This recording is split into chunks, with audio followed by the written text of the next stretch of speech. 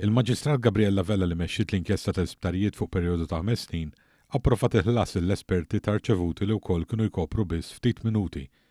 Waqt li awtomatikament jitqanqlu dubji serji dwar kemm seta' qatt tisir xogħol f'dan il-ħin mill-esperti, dan juri biss iżjed indikazzjonijiet kemm l-esperti mmexxija mill-Irlandiż Jeremy Harbinson kellhom il-barka biex jagħmlu li jridu u kif kollox tħalla jgħaddi. Fuq ir-rapport konklusiv tal-esperti tresqu akkużi kontra numru ta' persuni u kumpaniji fl-aħħar xhur. Dan ikompli jaqgħad fis-sitwazzjoni redikola tal-Qorti li rriżultat din l-inkjesta li swietna ma' 11 miljun euro wara sensiela ta' ħlasijiet abbużivi kontra l-standards internazzjonali u kontra l-linji gwida tal-Kunsill tal-Ewropa.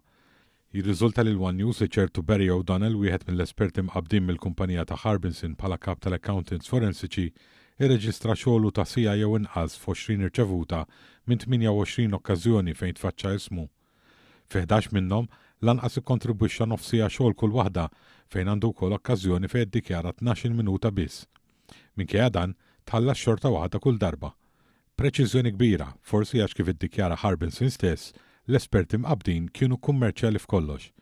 Minkejja dan li ma jingħadx seta' qatt ikkontribwixxa dan l-espert fi ftit minuti, għax anke kif diġà rapportat b'mod estensiv minn One News li Rċevuti ma joffru l-ebda dettalji ta' xogħlijiet imwettqa kontra kull prassi ta' governanza tajba u trasparenza. Mhux tabxejn li aktar ma jgħaddu jiem u aktar ma joħorġu stejjer dwar din l-inkjesta qed tiżviluppa f'sitwazzjoni tad-daħq jekk mhux tal-biki. Sitwazzjoni li redikolat l-istituzzjoni ta' qrati tagħna hekk kif ħadd lanqas il-maġistrati inkwerenti ma jidher iċċekkja jew talab xi kjarifiki f'dan ir-rigward. U jekk tħalla għaddej dan iż-żufjed bil-qorti f'affarijiet simili, aħseb wara kemm se tgħadda kollox fil-kontenut tar-rapport fih innifsu.